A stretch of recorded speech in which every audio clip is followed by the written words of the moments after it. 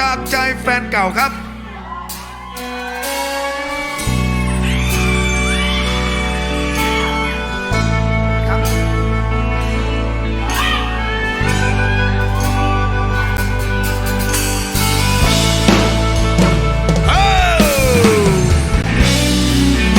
ร้องช่วยกันเด้อ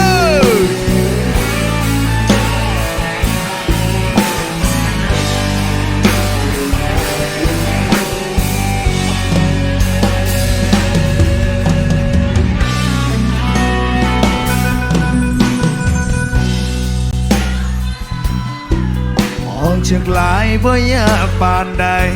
ลบคำว่าอายออกจากใจต้องใช้เวลาเสียงน้ำตา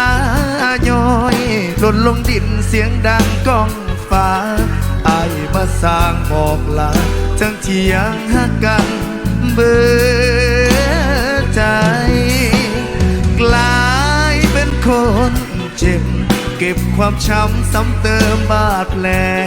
กลายเป็นคนแพ้น้องบอกแค่บ่เหลือเยื่อใยหลายปีสิผ่านน้องก็ยังหักบ่เสื่อมคลายบ่มีวันลืมให้ง่ายๆคันบ่ตายจากกั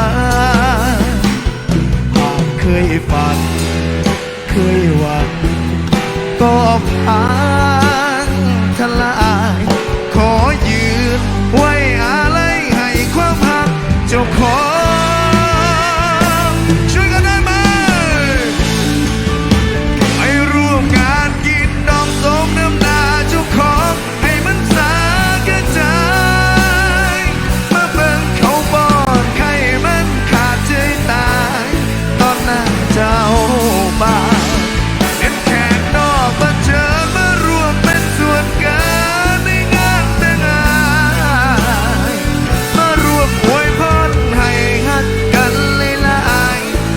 ใจแฟนเก่า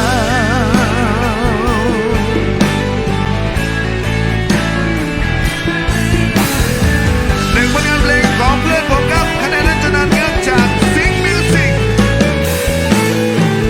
เคยฝันเคยหวังก็พังทลายขอยืนไว้อะไรให้ความหักเจ้าของ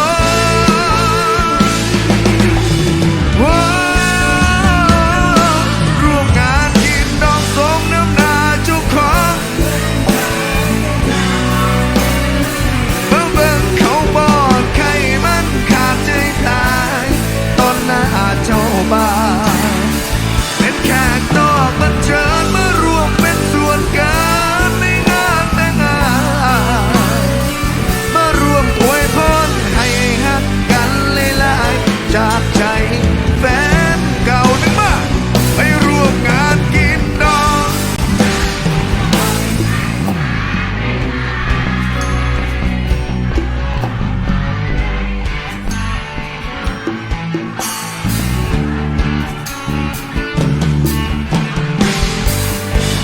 ส่วนกันในงานแต่งงา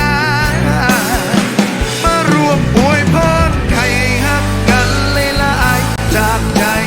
แฟนเก่ามารวมอวยพรให้ฮักกันหลาย